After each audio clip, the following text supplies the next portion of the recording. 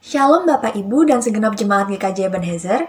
Sebagai kelanjutan rangkaian acara HUT GKJ dan HUT RI, kami dari Panitia HUT GKJ dan HUT RI sudah menyiapkan berbagai rangkaian acara yang kami harap banget Bapak, Ibu, Mas, Mbak, dan teman-teman sekalian bisa join di acara kami.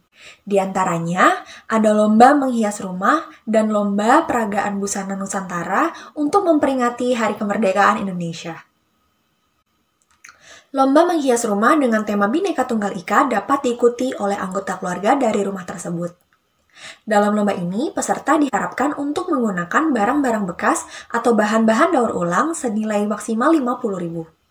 Atau peserta juga boleh menggunakan barang-barang yang sudah ada. Lokasi rumah yang boleh dihias adalah teras depan rumah, pagar depan rumah, dan ruang tamu. Foto atau hasil karya yang dilombakan harus merupakan karya asli dan belum pernah diikutsertakan dalam lomba sebelumnya. Foto atau hasil karya yang dilombakan dapat dikirimkan ke email panitia yaitu panitiahutgkj@gmail.com pada periode 1 Agustus hingga 7 Agustus dengan mencantumkan nama peserta, wilayah peserta, alamat serta nomor yang dapat dihubungi, dan keterangan dari hasil karya tersebut. Lomba peragaan busana Nusantara mengandung tema melestarikan budaya Indonesia dan menghargai perbedaan. Dalam lomba ini terdapat 3 kategori usia, yaitu kategori anak atau sekolah minggu, kategori pemuda remaja, dan kategori dewasa atau adi yuswa.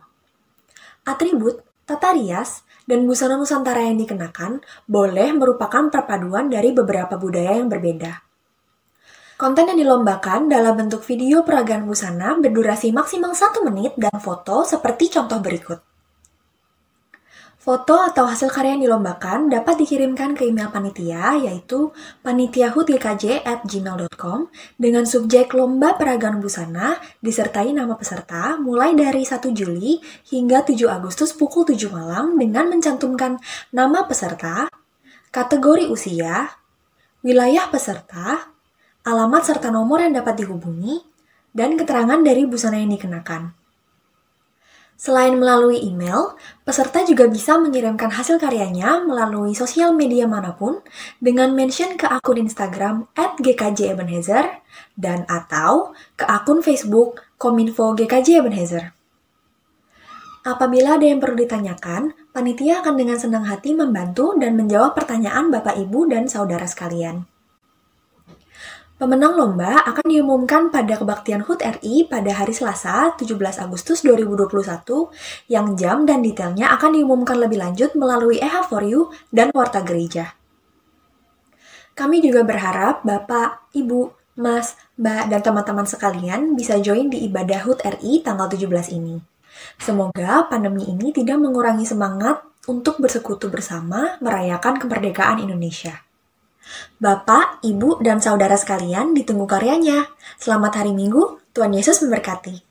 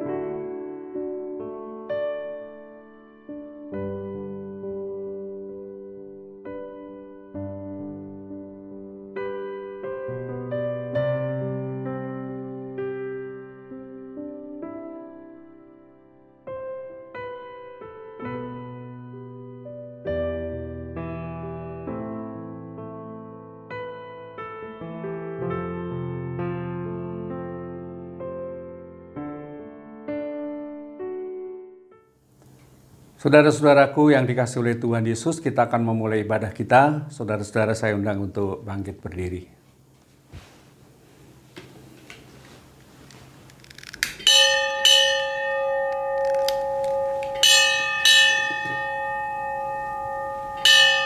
Jemaat milik Tuhan Yesus Kristus, kita bersyukur atas kebaikan dan kemurahan Tuhan Yesus di dalam kehidupan kita hari demi hari. Saat ini kita akan menghayati tema teladan dari Jemaat Tesalonika. Dengan penuh kesungguhan, Jemaat Tesalonika menyatakan iman, kasih, dan pengharapan di tengah tekanan, sehingga dimampukan untuk menjadi teladan iman bagi semua orang. Marilah kita beribadah dengan sukacita, memuliakan nama Tuhan.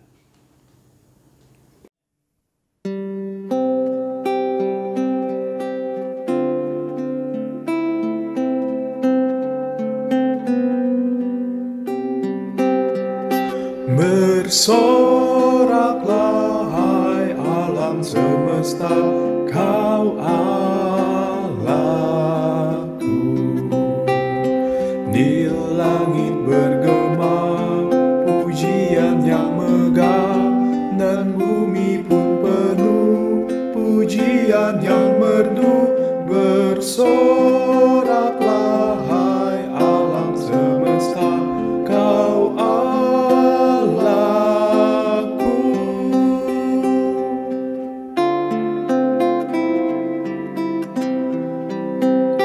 bersoraklah hai alam semesta, kau Rajaku.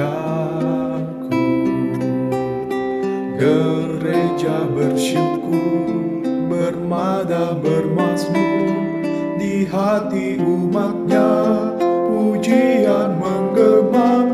Bersoraklah hai alam semesta, kau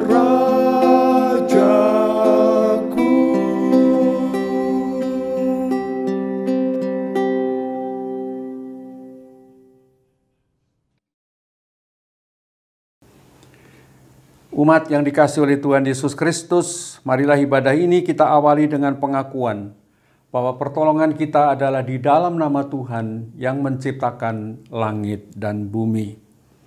Kasih karunia, rahmat, dan damai sejahtera dari Allah Bapa kita dan Tuhan Yesus Kristus menyertai saudara-saudara sekalian. Jemaat dipersilakan duduk kembali.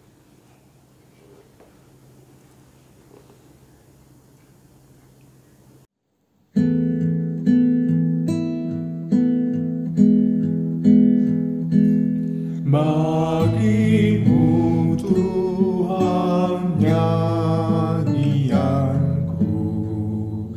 karena setaramu siapakah. Hendak ku puji kau selalu, padaku Roh Kudus berikanlah,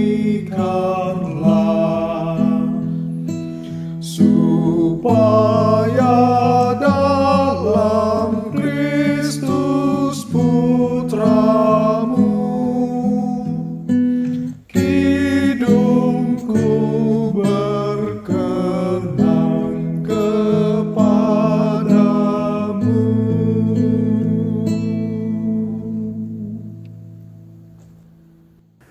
Saudara-saudara, kita akan masuk dalam pengakuan dosa, dan marilah kita mendengarkan kembali firman Tuhan Yesus yang menjadi hukum yang terutama di dalam kehidupan kita. Markus 12 ayat 30 dan 31.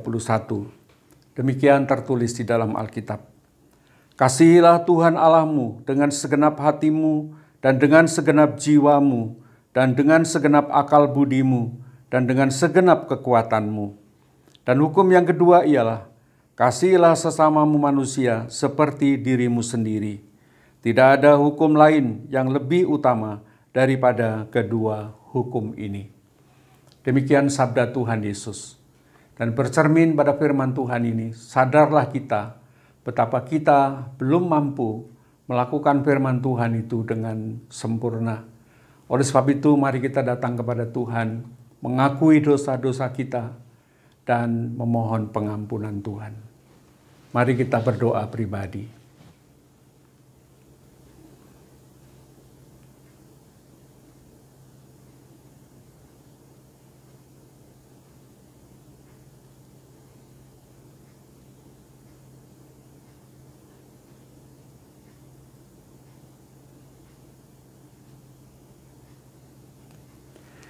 Ya Allah, inilah pengakuan kami bahwa hidup kami seringkali mengecewakan Tuhan.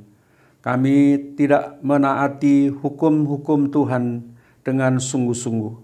Kami lebih mengasihi diri kami daripada mengasihi Tuhan. Mengasihi diri kami daripada mengasihi sesama kami. Ampunilah kami Tuhan. Biarlah kemurahan-Mu Engkau nyatakan di dalam kehidupan kami. Dan Roh Kudus memampukan kami supaya kami semakin taat dan setia kepada firman-Mu. Di dalam nama Tuhan Yesus, kami mengakui dosa kami dan memohon pengampunan Tuhan. Amin. Saudara-saudara, sekarang saya undang untuk bangkit berdiri. Sebagai pelayan Yesus Kristus, kami memberitakan bahwa pengampunan dosa berlaku dalam nama Allah Bapa, Putra, dan Roh Kudus. Pengampunan dosa telah diberikan, dan marilah kita bersama-sama menerima berita anugerah dan petunjuk hidup baru, sebagaimana tertulis di dalam surat Roma pasal yang kelima, ayat 1 sampai dengan ayatnya yang kelima. Demikianlah tertulis di dalam Alkitab. Sebab itu kita yang dibenarkan karena iman, kita hidup dalam damai sejahtera dengan Allah, oleh karena Tuhan kita Yesus Kristus. Oleh Dia kita juga beroleh jalan masuk oleh iman kepada kasih karunia ini. Di dalam kasih karunia ini kita berdiri dan kita bermegah dalam pengharapan akan menerima kemuliaan Allah. Dan bukan hanya itu saja, kita malah bermegah juga dalam kesengsaraan kita, karena kita tahu bahwa kesengsaraan itu menimbulkan ketekunan, dan ketekunan menimbulkan tahan uji, dan tahan uji menimbulkan pengharapan.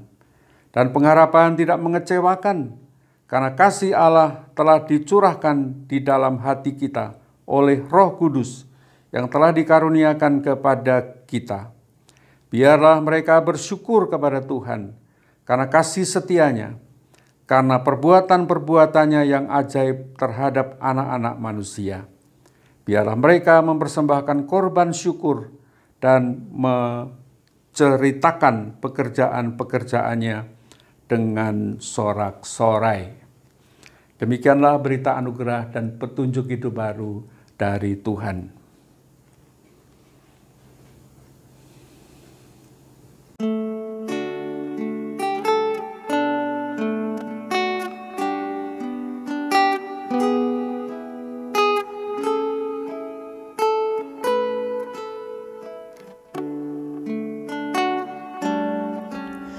Yesusku juru selamatku,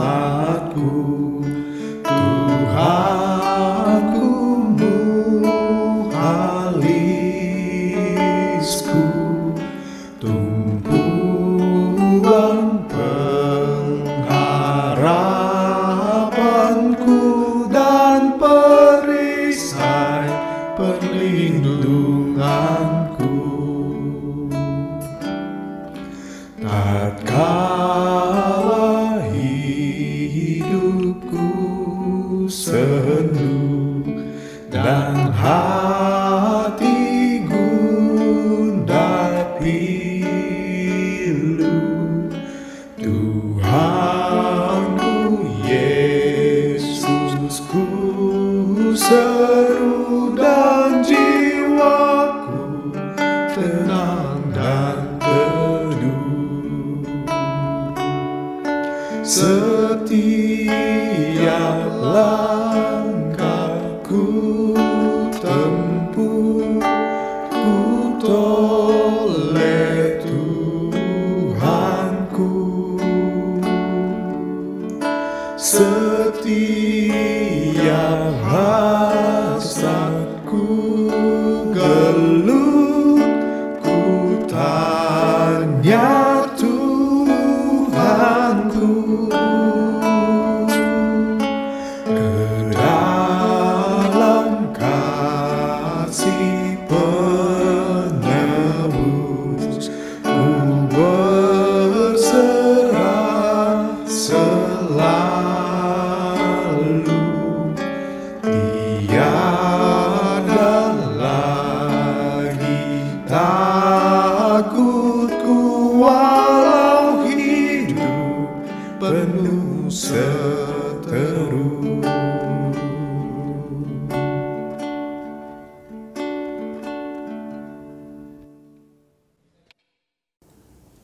Saudara-saudara, kita akan masuk dalam pelayanan firman.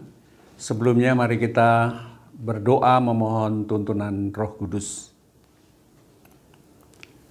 Ya Tuhan, Allah Bapa kami yang ada di sorga, saat ini kami menyiapkan hati kami untuk mendengar dan merenungkan sabda Tuhan. Kiranya Roh Kudus dicurahkan atas kami semua, supaya kami dapat menerima firman Tuhan dengan sukacita. Kami memahaminya dan dimampukan untuk menjadi pelaku firman di dalam kehidupan kami sehari-hari.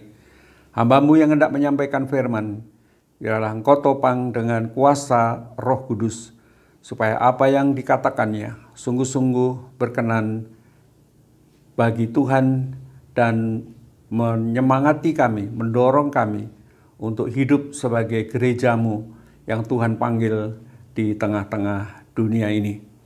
Bersabdalah ya Tuhan, kami siap untuk mendengarkan firman-Mu. Amin.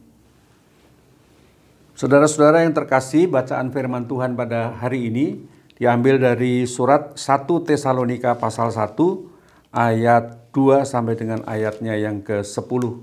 1 Tesalonika 1 ayat 2 sampai dengan 10 di bawah judul Buah Pemberitaan Paulus. Saya baca untuk kita semua. Kami selalu mengucap syukur kepada Allah karena kamu semua dan menyebut kamu dalam doa kami. Sebab kami selalu mengingat pekerjaan imanmu, usaha kasihmu, dan ketekunan pengharapanmu kepada Tuhan kita Yesus Kristus di hadapan Allah dan Bapa kita. Dan kami tahu, hai saudara-saudara yang dikasihi Allah, bahwa Ia telah memilih kamu. Sebab Injil yang kami beritakan bukan disampaikan kepada kami dengan kata-kata saja, tetapi juga dengan kekuatan oleh Roh Kudus dan dengan suatu kepastian yang kokoh. Memang kamu tahu bagaimana kami bekerja di antara kamu oleh karena kamu. Dan kamu telah menjadi penurut kami dan penurut Tuhan.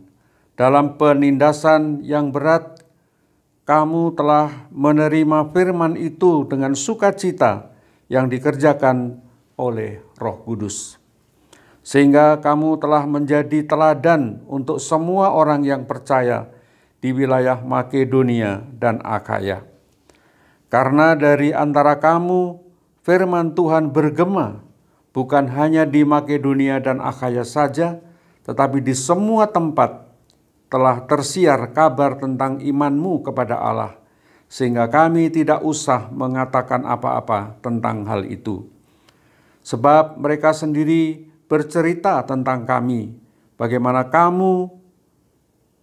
kami kamu sambut dan bagaimana kamu berbalik dari berhala-berhala kepada Allah untuk melayani Allah yang hidup dan yang benar, dan untuk menantikan kedatangan anaknya dari sorga yang telah dibangkitkannya dari antara orang mati, yaitu Yesus yang menyelamatkan kita dari murka yang akan datang. Demikianlah sabda Tuhan. Yang berbahagia adalah kita yang mendengarkan firman Tuhan dan yang memeliharanya. Haleluya. Jemaat yang dikasihi oleh Tuhan, apa yang menjadikan sebuah jemaat atau sebuah gereja itu disebut istimewa atau disebut hebat, begitulah. Apakah karena gedungnya yang megah, karena menaranya yang tinggi, atau karena musiknya, atau sound systemnya yang bagus, asetnya yang banyak, atau apa? Kalau yang kita pahami bahwa gereja bukanlah gedungnya, gereja bukanlah menaranya, tetapi orangnya, maka dapat dikatakan bahwa gereja yang disebut istimewa bukan karena gedungnya, tetapi karena orang-orangnya.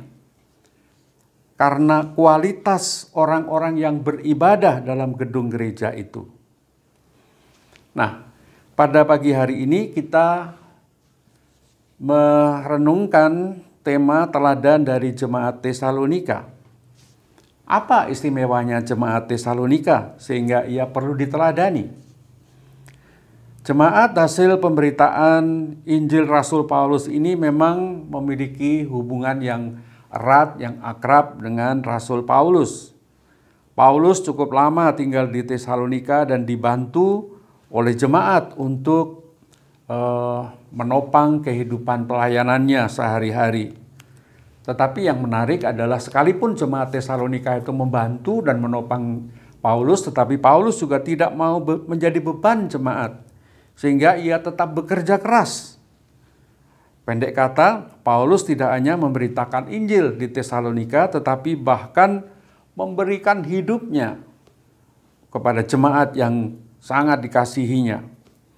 Bahkan Paulus mengatakan bahwa ia sudah seperti seorang ibu yang mengasuh dan merawat anaknya. Di dalam doanya, Paulus selalu mengingat dan mendoakan jemaat Tesalonika.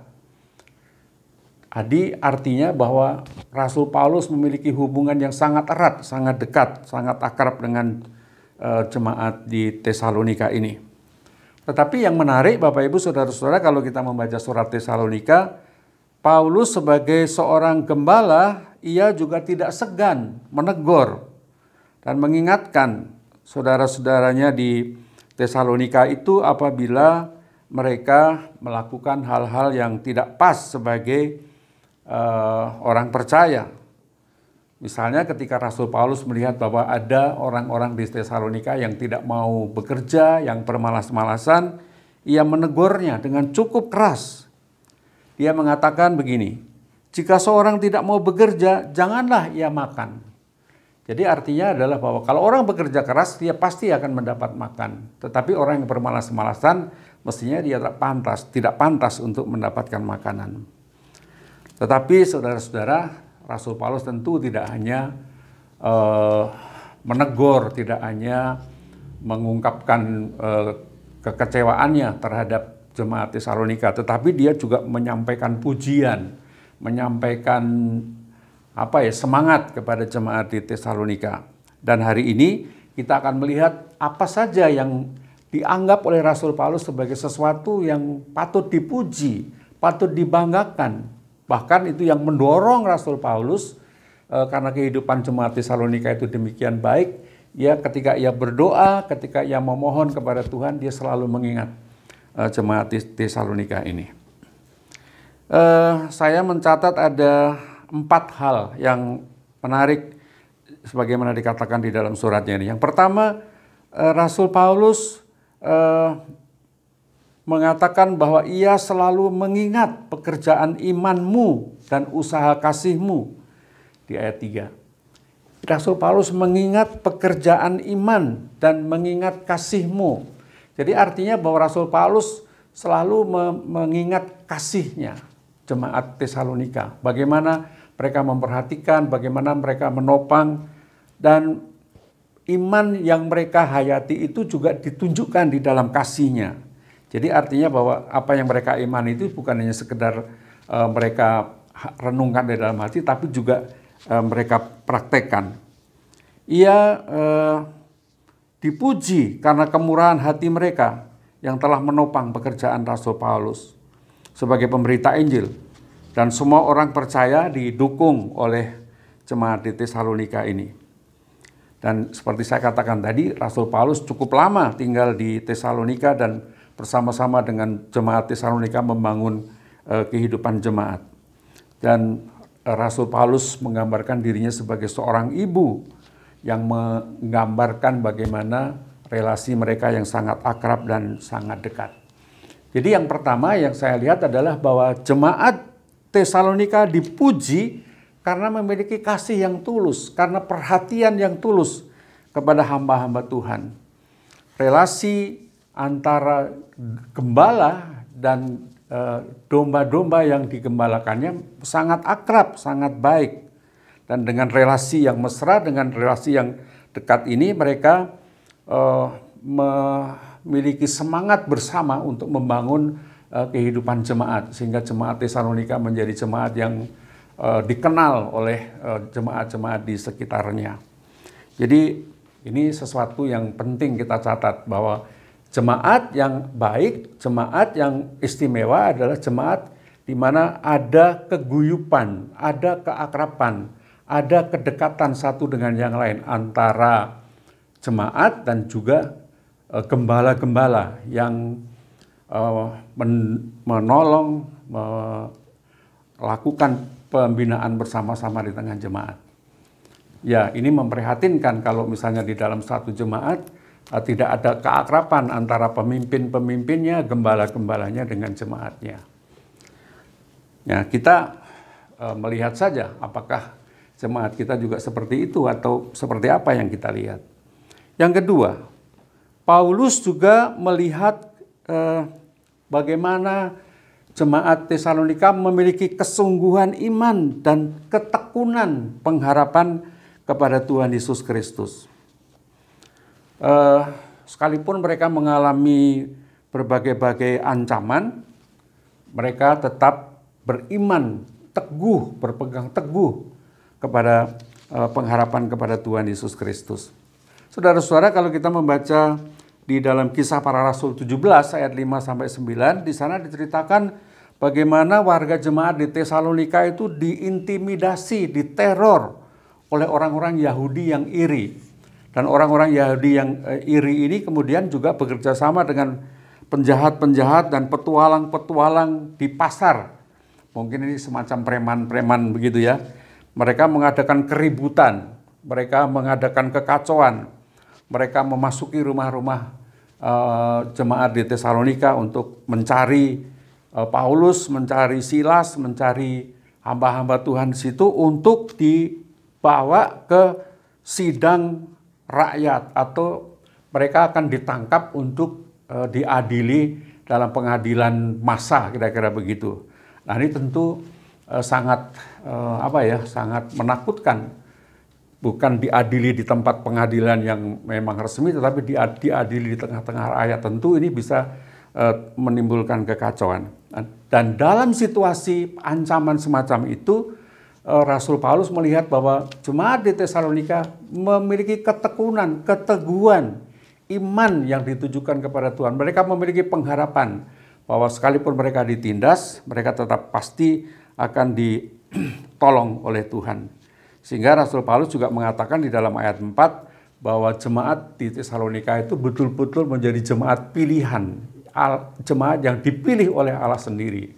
Dan tentu ketika Allah memilih sebuah jemaat, maka jemaat itu memang memiliki prestasi yang baik di hadapan Tuhan. Nah, Bapak Ibu Saudara-saudara, ini juga menjadi sesuatu yang penting.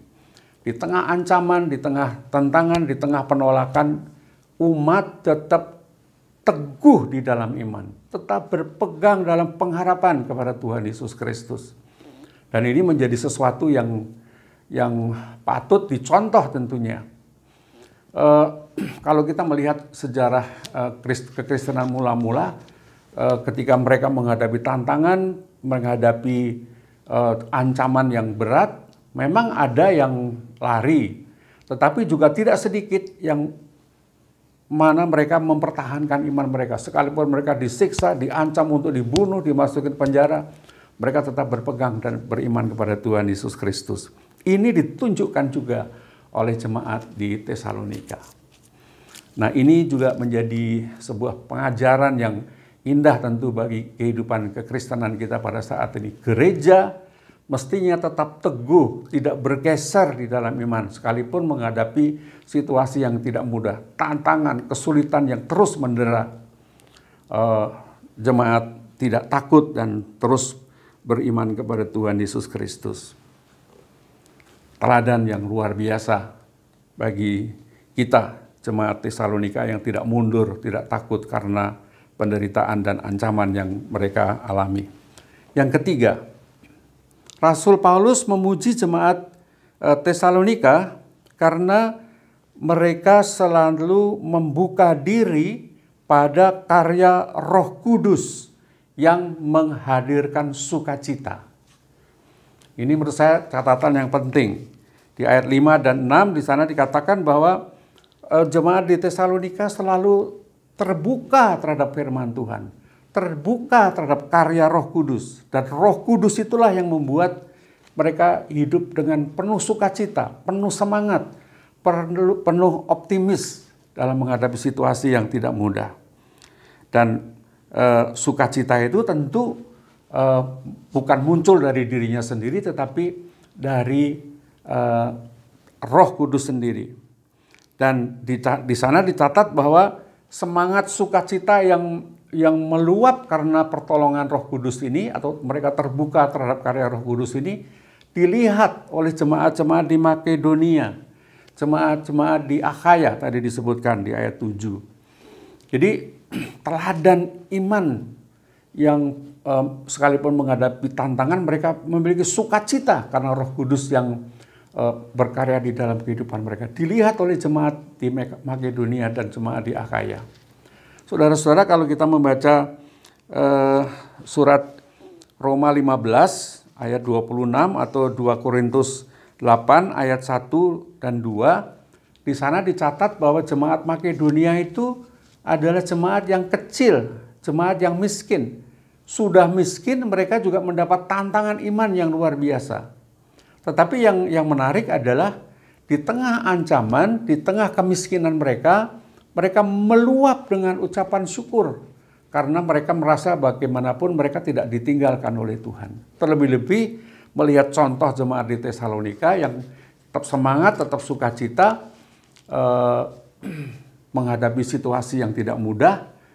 Sehingga mereka ketika diminta Paulus untuk membantu saudara-saudara jemaat di Yerusalem yang juga mengalami penindasan dan mengalami kesulitan finansial, jemaat-jemaat di Makedonia dan Akhaya ini juga memberikan persembahan, mengumpulkan uang, dan bahkan jumlahnya itu tidak terbayangkan.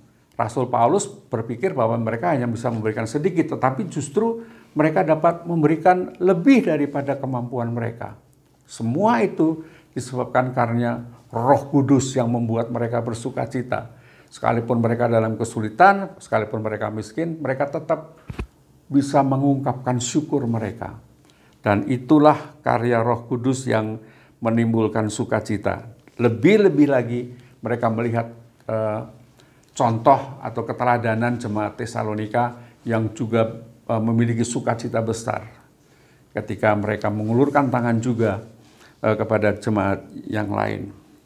Saudara-saudaraku yang terkasih, ini juga menjadi sebuah teladan yang luar biasa. Jemaat yang memiliki sukacita ketika mengulurkan tangan, membantu orang lain. Sehingga orang lain juga memiliki semangat yang sama. Jemaat-jemaat yang peduli, jemaat-jemaat yang bersedia mengulurkan tangan dengan penuh kasih. Karena mereka disertai oleh Roh Kudus. Nah, kita merindukan juga jemaat kita juga seperti itu. Sekalipun kita tidak mudah menghadapi tantangan pemberitaan Injil, tantangan kita sebagai orang Kristen, tetapi karena Roh Kudus yang bekerja di dalam diri kita, kita memiliki sukacita, memiliki semangat untuk menolong, mengulurkan tangan, membantu orang lain. Yang keempat, di dalam surat Rasul Paulus kepada jemaat Tesalonika ini juga dicatat bahwa jemaat Tesalonika ini dipuji karena mereka berbalik atau bertobat dari berhala-berhala dan kemudian melayani Allah yang hidup dan yang benar. Saudara-saudara, jemaat Tesalonika sebagian berasal dari orang-orang kafir, orang-orang yang tidak mengenal Allah. Bahkan dicatat juga ada orang-orang Yunani yang menjadi anggota gereja. Nah, ini menarik karena jemaat Tesalonika yang berasal juga sebagian dari orang-orang yang tidak mengenal Allah, mereka hidup dan percaya kepada Allah. Sungguh-sungguh mereka menyadari bahwa berhala-berhala itu tidak menolong. Berhala-berhala itu tidak ada gunanya sebenarnya dalam kehidupan. Mereka menyembah patung-patung, patung yang mempunyai mata tapi tidak bisa melihat, memiliki telinga tapi tidak bisa mendengar, memiliki mulut tetapi tidak bisa berbicara. Dan mereka beralih memberikan dirinya berbalik menyembah Allah yang hidup, Allah yang adalah roh, Allah yang tidak kelihatan, tetapi karyanya, kuasanya dinyatakan di dalam kehidupan mereka melalui Tuhan Yesus Kristus.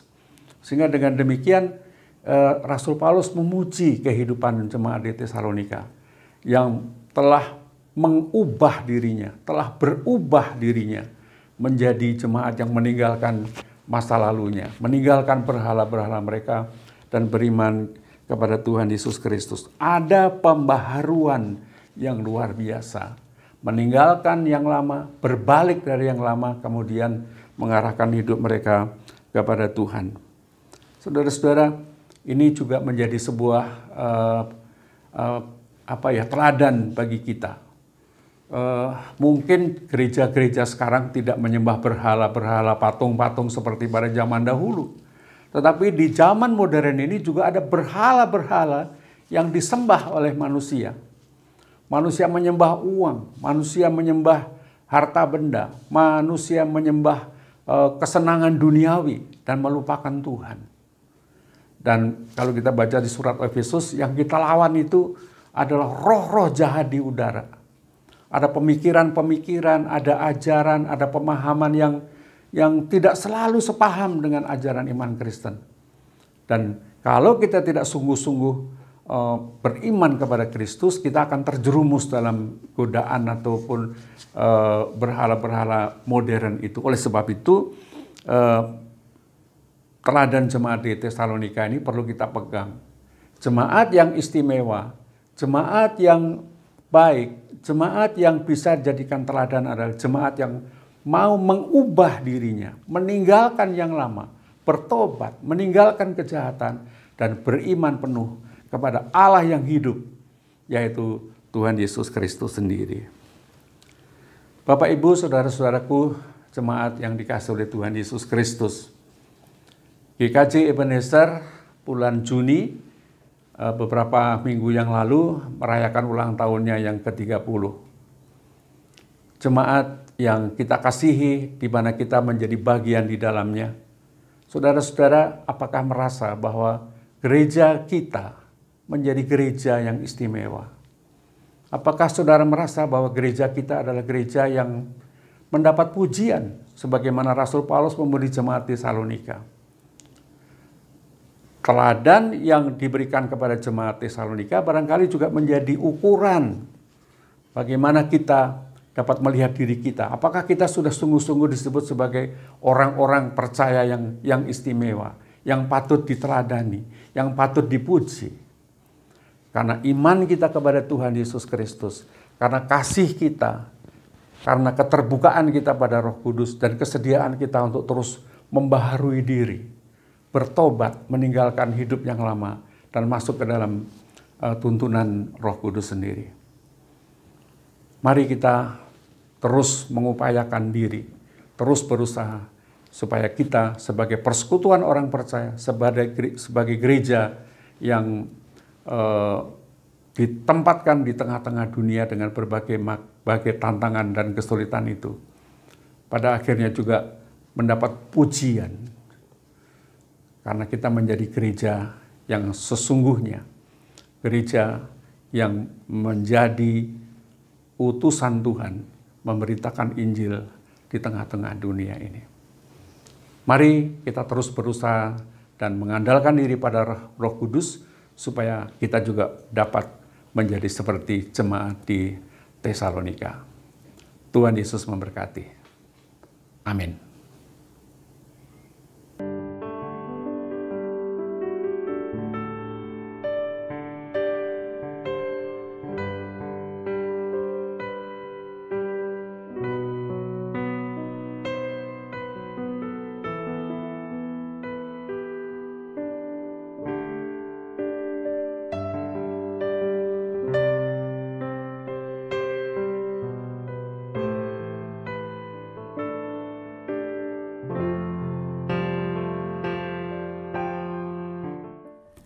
Bapak, Ibu, Saudara yang dikasihi Tuhan Yesus, saya undang untuk bangkit berdiri. Bersama dengan umat Tuhan, marilah kita mengucapkan pengakuan iman kita dengan pengakuan iman rasuli. Aku percaya kepada Allah, Bapa yang Maha Kuasa, Khalik langit dan bumi, dan kepada Yesus Kristus, anaknya yang tunggal Tuhan kita, yang dikandung daripada Roh Kudus, lahir dari anak darah Maria, yang menderita di bawah pemerintahan Pontius Pilatus, disalibkan, mati dan dikuburkan, turun ke dalam kerajaan maut. Pada hari yang ketiga bangkit pula dari antara orang mati, naik surga, duduk di sebelah kanan Allah, Bapa yang Maha Kuasa, dan akan datang dari sana untuk menghakimi orang yang hidup dan yang mati. Aku percaya kepada Roh Kudus, gereja yang kudus dan am, persekutuan orang kudus, pengampunan dosa, kebangkitan daging, dan hidup yang kekal. Kami persilahkan untuk duduk kembali.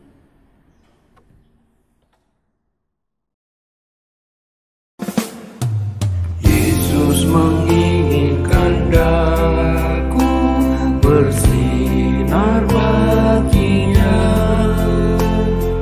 dimanapun ku berada, ku menyenangkannya. Bersinar, bersinar, itulah kehendak Yesus. Bersinar, bersinar, aku bersinar terus. Yesus menginginkan aku menolong orang lain, manis dan sopan selalu ketika ku bermain. Bersinar, bersinar, itulah kehendak Yesus. Bersinar, bersinar, aku bersinar terus.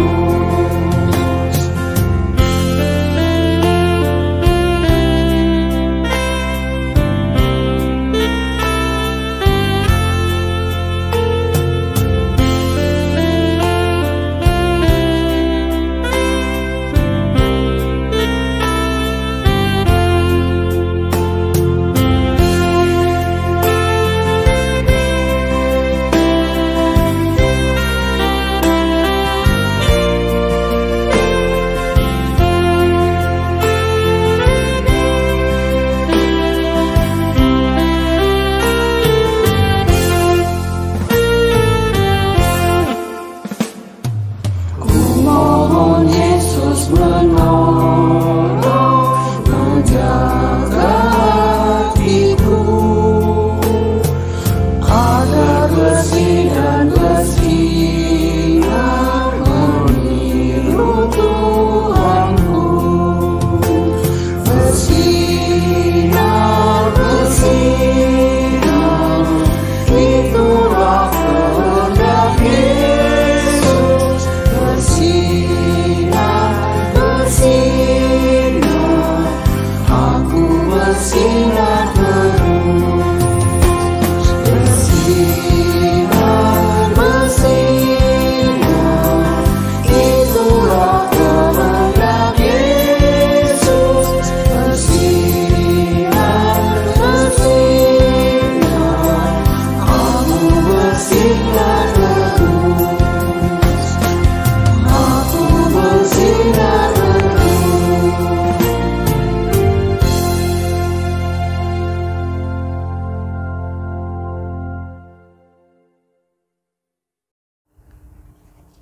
Jemaat yang dikasihi oleh Tuhan, kita akan masuk dalam doa syafaat dan kita akhiri nanti dengan doa Bapa kami bersama.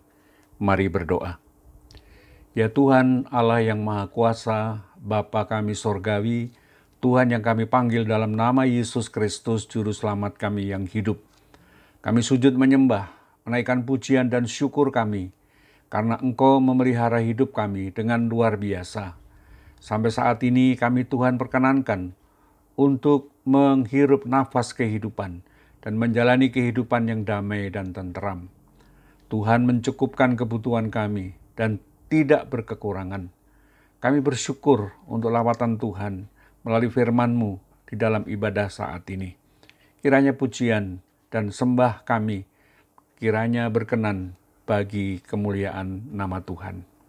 Oh Allah yang rahmani, perkenankan kami menyampaikan doa syukur dan syafaat kami. Kami mengingat saudara-saudara kami yang sakit dan di dalam kelemahan tubuh. Kami berdoa untuk saudara Sri Hesti Indrawati, Ananda Elizabeth Langkir, Bapak Yos Sunarjo, Bapak dan Ibu Ruswadi, Ibu Sutini dan Bapak Krisno, Ibu Marini Gultom, Bapak Budi Basuki dan keluarga, Bapak Christian Dwi Mahadianto, Bapak Yohanes Wiono dan Ananda Yohan Amos, Ibu Sumiyem Karjono, Saudara Krisna, demikian juga Ibu Sakiman.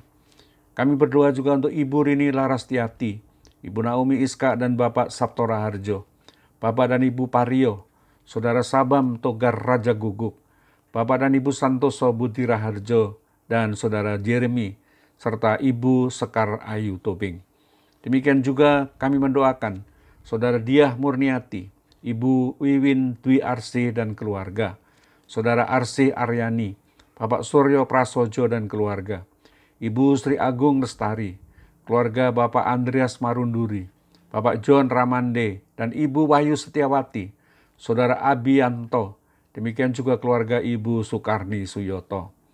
Kami berdoa untuk Ibu Yunian Rosa Lestari, Ananda Natania Widan, Bapak Andreas Pranowo, Ibu Herlamto, keluarga Petrus Upa, Bapak Anton Martono, Bapak Agus Woro, Ibu Puji Astuti Leo Yundari, Saudari Lutania, Ibu Amirah Jumadiono, Bapak Iman Santoso Adi Sarjono, Bapak Widi Leksono, Bapak Widananto, Ibu Deborah Sukadis, Bapak Pardi Susanto, Bapak Hendrik dan Ibu Lilis, Bapak Febrianto, Eko Prayitno, Bapak dan Ibu Sumadi dan Christian Gunanto, Bapak dan Ibu Rahmanto, Saudari Baktiani, Wuri Handayani dan Haryono, Saudara Adinda Dwi Kristianti, Ibu Linda Parlin Purutoding beserta putri-putrinya Faustin dan Saji, Saudara Kevin Christian, Ibu Sri Suyatni, Saudara Jevon dan Anin, Bapak Andreas Suryanto,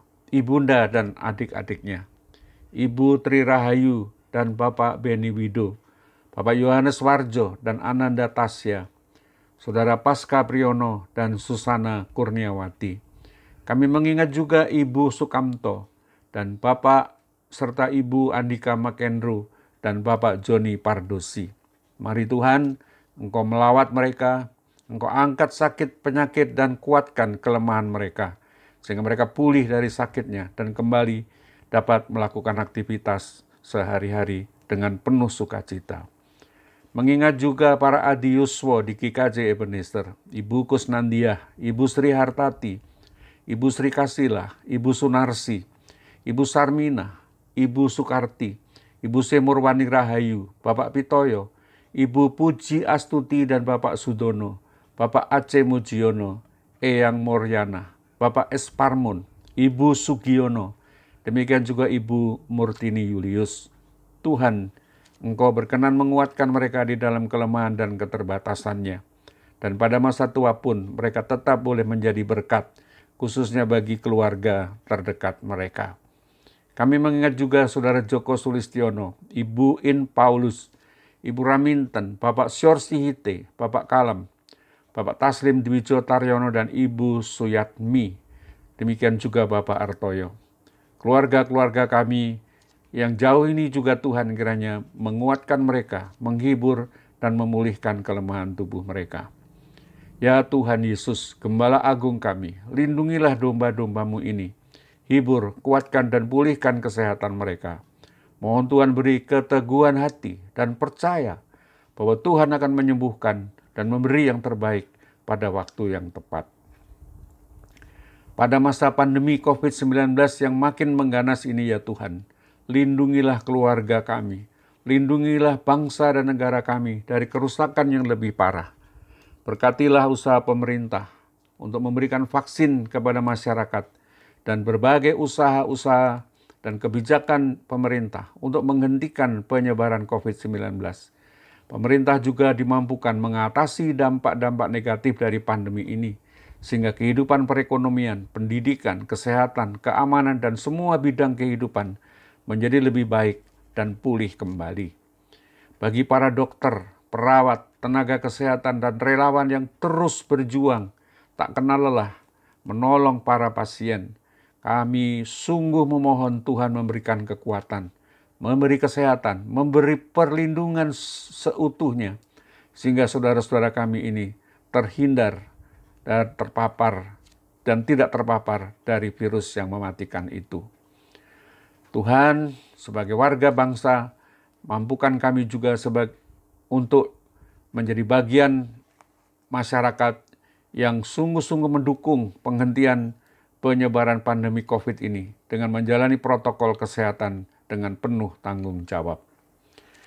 Tuhan, kami memohon penghiburan dan kekuatan bagi keluarga, saudara-saudara kami yang Tuhan sudah panggil ke rumah-Mu di sorga. Bapak Sugiono tanggal 14 Juli yang lalu. Bapak Rudi Susanto, adik dari Bapak Edi Susanto pada tanggal 12 Juli. Bapak Andreas Karyanto, adik dari Bapak Andreas Soryanto tanggal 15 Juli. Kami berdoa kiranya keluarga besar yang ditinggalkan oleh almarhum, Tuhan beri kekuatan dan penghiburan sejati dan tidak larut dalam duka. Pulihkan kesedihan dan duka mereka, ya Allah. Kami percaya bahwa Engkau telah menyediakan tempat di sorga bagi almarhum, serta bagi setiap orang yang percaya kepada Tuhan Yesus. Tuhan yang memberi, Tuhan yang mengambil, terpujilah nama Tuhan. Oh Bapa yang penuh kasih karunia, kami terus mendukung dan mendoakan saudara-saudara kami yang sedang menghadapi berbagai pergumulan berat di dalam kehidupan berkeluarga. Mari Tuhan, kami mohon Tuhan membuka jalan bagi usaha-usaha untuk lepas dan terbebas dari masalah itu. Mampukan mereka tetap mengandalkan Tuhan, tidak menyimpang ke kiri atau ke kanan, dan Engkau akhirnya memberi jalan keluar dan pemulihan yang indah dan terbaik. Bapa kami yang ada di sorga, terima kasih kiranya Tuhan juga mendengarkan doa-doa pribadi kami dan mengabulkan doa kami itu seturut dengan kemurahan Tuhan. Mohon ampun atas semua dosa pelanggaran kami yang senantiasa mengecewakan hati Tuhan. Perbaruilah hidup kami dengan Roh Kudus dan kami terus hidup di dalam ketaatan dan kesetiaan kepada Tuhan. Terima kasih Bapa di dalam sorga. Inilah doa kami, syukur kami kepadamu yang kami alaskan di dalam nama Tuhan Yesus yang mengajar kami berdoa. Bapa kami yang di sorga, dikuduskanlah namamu, datanglah kerajaanmu, jadilah kehendak-Mu di bumi seperti di sorga. Berikanlah kami pada hari ini makanan kami yang secukupnya. Dan ampunilah kami akan kesalahan kami, seperti kami juga mengampuni orang yang bersalah kepada kami. Dan janganlah membawa kami ke dalam pencobaan, tetapi lepaskanlah kami dari yang jahat. Karena Engkaulah yang mempunyai kerajaan dan kuasa dan kemuliaan sampai selama-lamanya. Amin. Bapak, Ibu, Saudara yang dikasihi Tuhan Yesus, marilah kita ungkapkan rasa syukur kita kepada Tuhan karena Tuhan sudah memberkati kita dan menyertai kita. Sekarang waktunya kita bawa persembahan kita kepada Tuhan. Adapun tata cara menyampaikan persembahan, Bapak, Ibu, Saudara bisa transfer melalui rekening gereja ataupun yang sudah diwartakan di dalam warta gereja, atau bisa juga menghubungi majelis wilayah masing-masing. Nat persembahan diambil dari Mazmur 54 ayat yang ke-8. Dengan rela hati aku mempersembahkan korban kepadamu. Bersyukur sebab namamu baik ya Tuhan. Marilah kita sampaikan persembahan dengan kita pujikan pelengkap Kidung Jemaat 146 bait yang pertama. Bawa persembahanmu.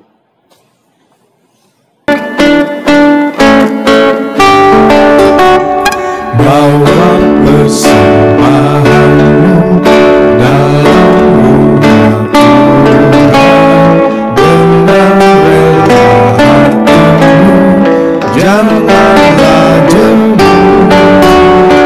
Bawa persembahanmu, bawa dengan suka, bawa persembahanmu karena sukacitamu, bawa persembahanmu, ucaplah syukur.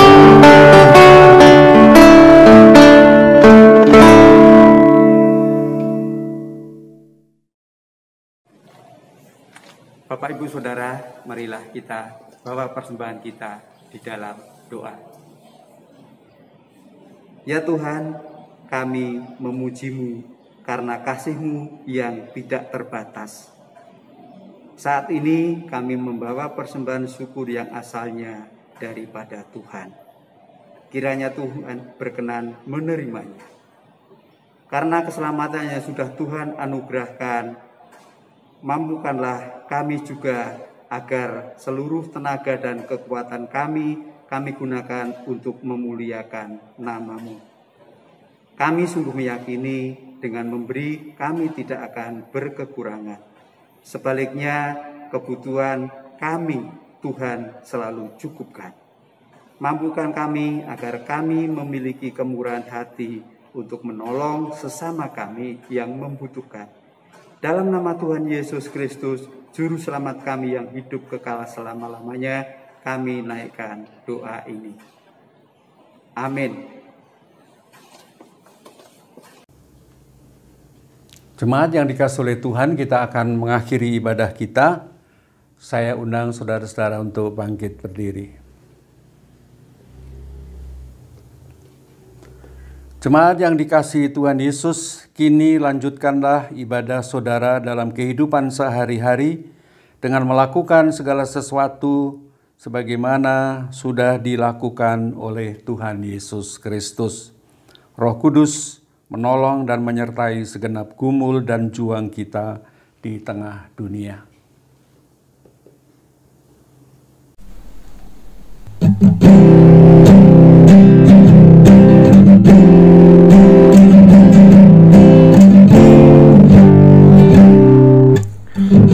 Asal Yesus Jua, Tuhan hidupku, oleh sabdanya semua sukacitaku penuh. Biarku setia di jalan aku ikut Dia.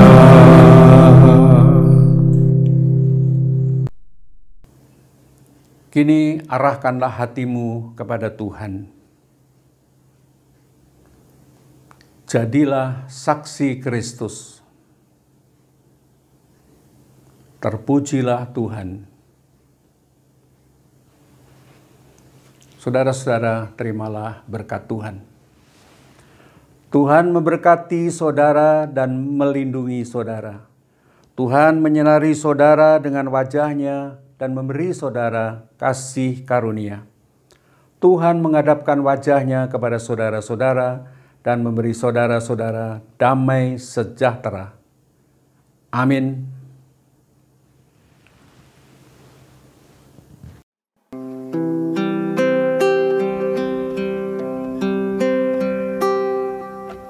Haleluya, haleluya, haleluya,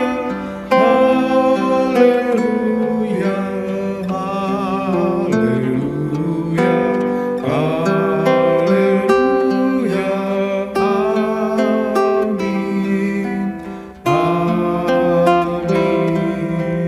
amin, amin.